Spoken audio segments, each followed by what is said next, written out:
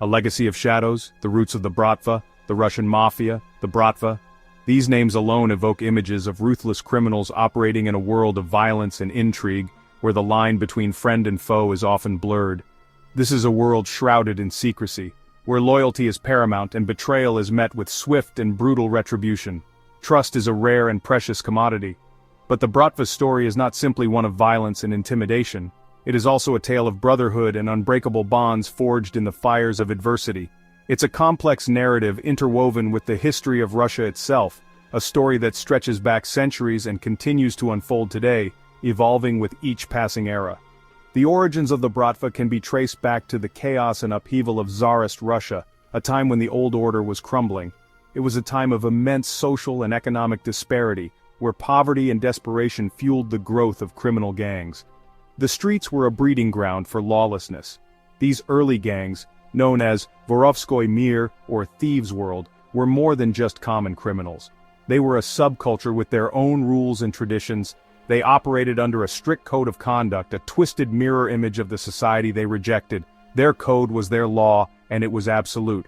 Loyalty, honor among thieves, and a disdain for authority were their guiding principles. These values held their world together. These early gangsters preyed upon the weak and vulnerable, extorting money and operating in the shadows of society. They thrived in the dark corners where the law dared not tread, but they also provided a sense of community and belonging to their members, many of whom had been cast aside by the Tsarist regime. They were outcasts who found a family among thieves. The Vorovskoy Mir offered a perverse form of social mobility, a chance to rise through the ranks based on cunning, ruthlessness, and a willingness to break the law. It was a brutal meritocracy.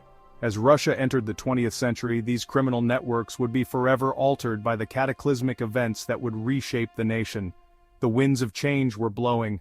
The fall of the Tsar and the rise of the Soviet Union would usher in a new era for the Bratva, one that would see them grow in power and influence like never before.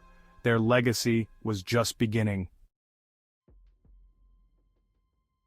From Tsarist whispers to Soviet tyrants, the Bratva's evolution.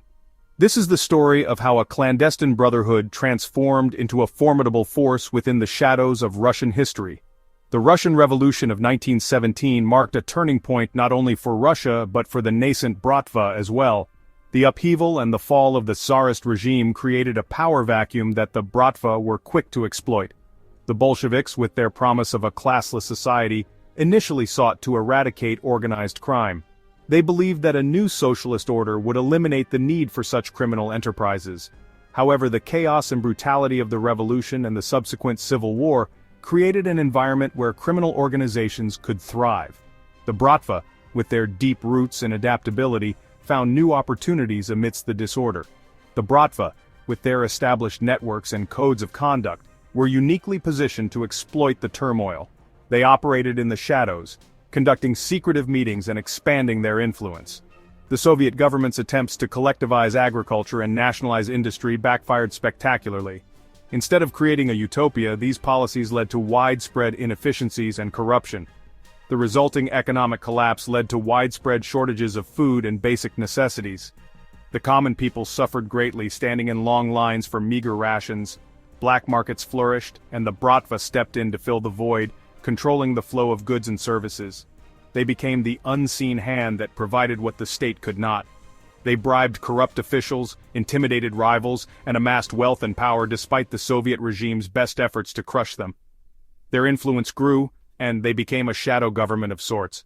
But it was the Gulag, the Soviet Union's vast network of forced labor camps, that would have the most profound impact on the Bratva's development. These camps were breeding grounds for a new kind of criminal. The gulags became a brutal crucible where criminals from all walks of life were thrown together.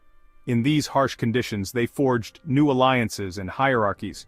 Within these camps, a new breed of criminal emerged, the Vory Zakone, or thieves-in-law. These individuals were not just criminals, they were part of a brotherhood with its own strict code. These hardened criminals adhered to a strict code of conduct, rejecting any form of cooperation with the Soviet authorities.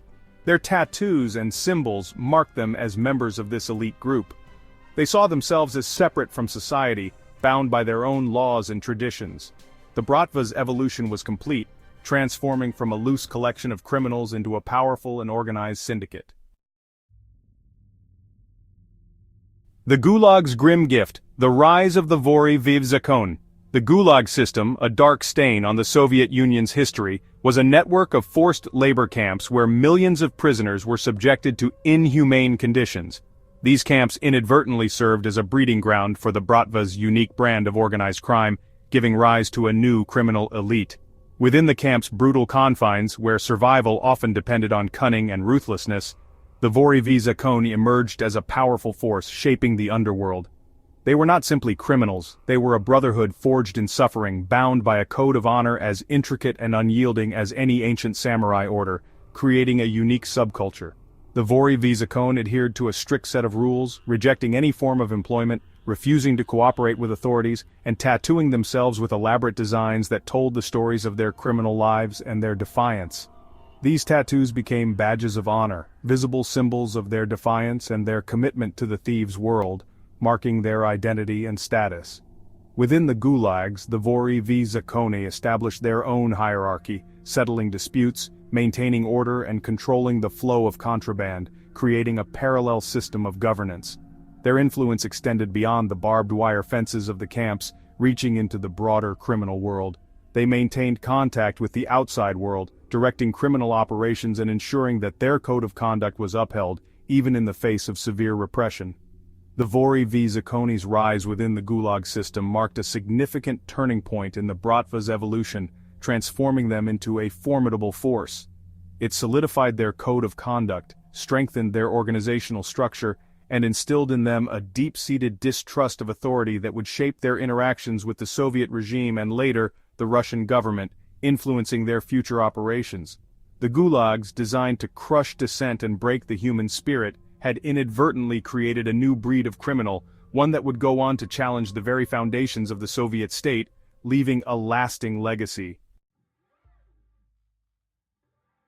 Section 4. Faces of the Hydra Semion, Mogilevich and the Kingpins of Crime. The collapse of the Soviet Union in 1991 unleashed a wave of chaos and opportunity across Russia. As the old order crumbled, a new breed of criminals, often with ties to the KGB and the Communist Party, seized control of state assets and amassed vast fortunes. The Bratva, with their established networks and ruthless efficiency, were perfectly positioned to exploit the lawlessness and corruption that gripped the newly formed Russian Federation. Among the shadowy figures who rose to prominence during this period, Semion Mogilevich stands out as a true icon of the Bratva. Known as the Brainy Don for his business acumen and strategic brilliance, Mogilevich is believed to be one of the most powerful organized crime figures in the world. Mogilevich's empire, built on a foundation of extortion, money laundering and arms trafficking, stretched from Russia to Israel, Hungary, and the United States. He cultivated relationships with corrupt officials, businessmen, and even members of the Russian government, creating a web of influence that seemed impenetrable. But Mogilevich was not alone. Across Russia and beyond, powerful Bratva bosses emerged, each controlling their own criminal fiefdoms. These individuals, often former members of the Vory Zakone, commanded vast wealth and influence, their names whispered in hushed tones in the corridors of power. Section 5. A Global Empire of Shadows, the Bratva's International Reach.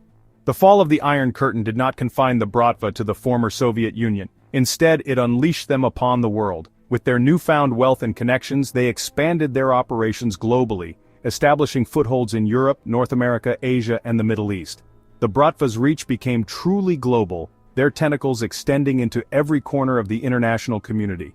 The Bratva's expansion was facilitated by the globalization of finance and trade.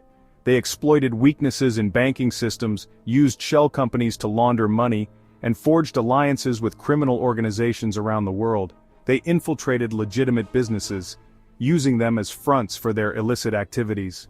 The Bratva's international reach was on full display in the 2002 Salt Lake City Winter Olympics bribery scandal.